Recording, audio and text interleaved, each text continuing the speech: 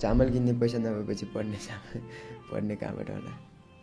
अनि बुवा के गर्नुहुन्छ?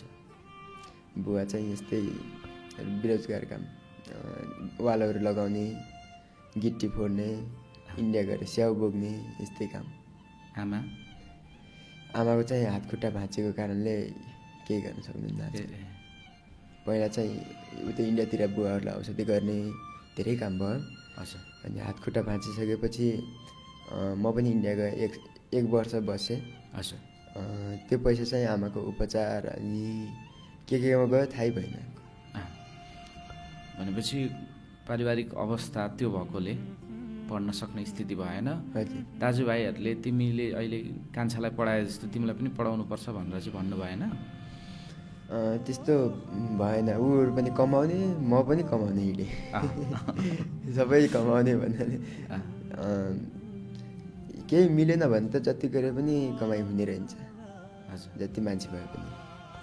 अब हामी हेर्नु न, सबै दुनियाँले भन्थ्यो किन तिम्रो त चार भाइ छौ, एक ठाउँसँगै गएर कमाउनु पर्छ, तिमीले त पैसा मात्रै कमाउँछ भन्छन्। तर हामी बुवा म सबै बस्यौँ, तर त्यो भने जस्तो हुने रहन्छ क्या। जति कमाए त्यति खर्च हुने पनि रहेछ भन्ने थाहा भयो।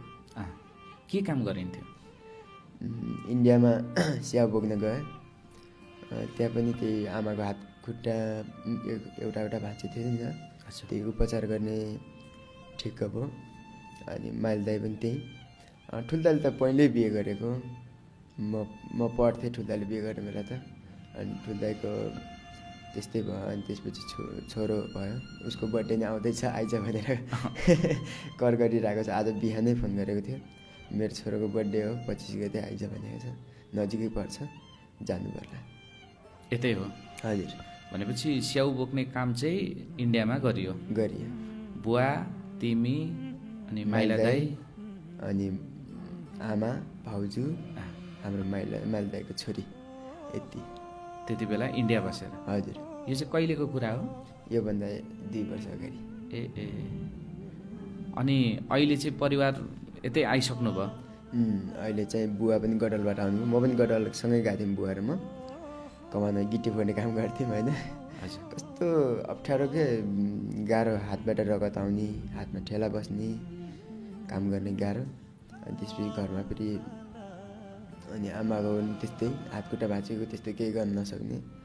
अनि हामीलाई त गोठ हाल्नु थियो कि, मान्छे त अर्का घर बसेको गोठ पनि अरूकै गोठमा राखेको छ नि त। त्यो कारणले गोठ हाल्ने हिसाबले म आएँ, आइकन